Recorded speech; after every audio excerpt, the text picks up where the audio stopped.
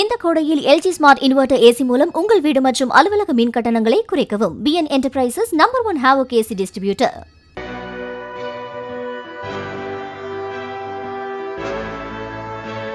தூத்துக்குடி மாவட்டம் செக்காரக்குடி பஞ்சாயத்துக்குட்பட்ட பகுதியில் மீனாட்சிபுரம் என்ற கிராமம் அமைந்துள்ளது. இந்த கிராமத்தில் கடந்த 20 ஆண்டுகளுக்கு முன்பாக சுமார் 300 குடும்பங்கள் வசித்துள்ளன.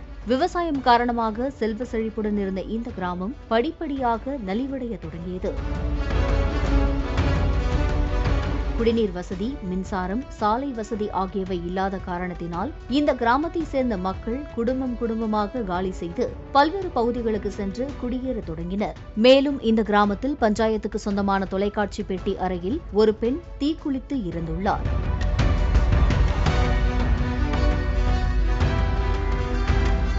இதைத் தொடர்ந்து கிராமத்தில் உள்ள குளத்தில் பெண்கள் மர்மமான முறையில் தொடர்ந்து பலியாகியுள்ளனர். இதையடுத்து கிராமத்தை சேர்ந்த மக்கள் அனைவரும் வெளியேறியதால் பேய் கிராமம் போல காட்சியளிக்க தொடங்கியது. எனினும் கந்தசாமி என்ற ஒரு முதியவர் மட்டும் கிராமத்தை விட்டு வெளியேறவில்லை. இவரின் மனைவி இறந்த பிறகு அதே கிராமத்தில் தனிமரமாக வசித்து வந்தார். கடந்த சில நாட்களுக்கு முன்பு அவரும் வயது முதிர்வு காரணமாக இறந்துவிட்டார். தற்போது மீனாட்சிபுரம் கிராமம் ஆளில்லாத கிராமமாக மாறியுள்ளது. இந்த கிராமத்தை சேர்ந்த ஒருவர் தற்போது கேரளாவில் வசிக்கிறார். இங்கு கோவில் கட்டினால் மக்கள் வந்து வாழ்வார்கள் என்ற எண்ணத்தில் பெருமாள் கோவில் 50 லட்சம் செலவில் கட்டி கொடுத்தார். ஆனால் அந்த கோவிலும் தற்போது பூட்டியே கிடக்கிறது.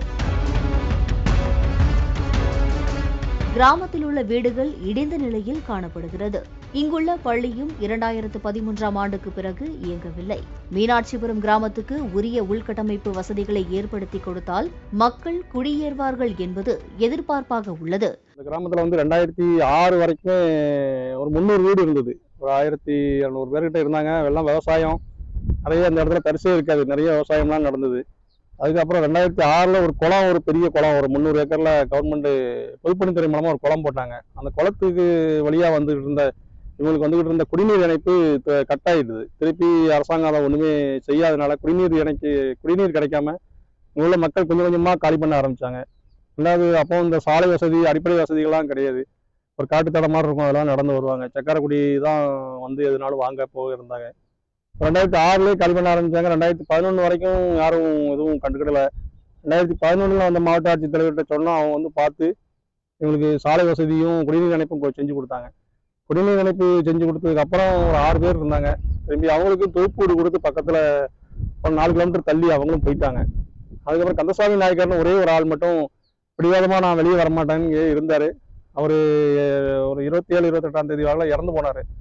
இப்போ இந்த ஊர் ஆள் இல்லாத கிராமமா இருக்கு. அவர் என்னோட இறக்குறதுக்குள்ள யாராவது இங்க வருவாங்க, அந்த ஊர் நல்ல நிலைமையில இருக்கிறத பார்த்துட்டு போகணும்னு ஆசைப்பட்டாரு. ஆனால் அது நடக்கல. இப்போ யாருமே இல்லை, இந்த கிராமத்துல யாருமே இல்லை. மீண்டும் இந்த கிராமம் பழைய மாதிரி 300 குடும்பங்கள் கொண்ட கிராமமா வரணுங்கிறது தான் எங்களோட ஆசை. அது குறித்து மாவட்ட ஆட்சித்தலைவர்கிட்ட சொல்லியிருக்கோம். அவங்க தொகுப்பு வீடுகளும் பேருந்து வசதி செஞ்சு கொடுத்தாங்கன்னா மீண்டும் இந்த கிராமம் உருவாகிறதுக்கு ஒரு வாய்ப்பு அதிகமாக இருக்கு. இந்த கோடையில் LG ஸ்மார்ட் இன்வெர்ட்டர் AC மூலம் உங்கள் வீடு மற்றும் அலுவலக மின் கட்டணங்களை குறைக்கவும். BN Enterprises #1 Havoc AC distributor.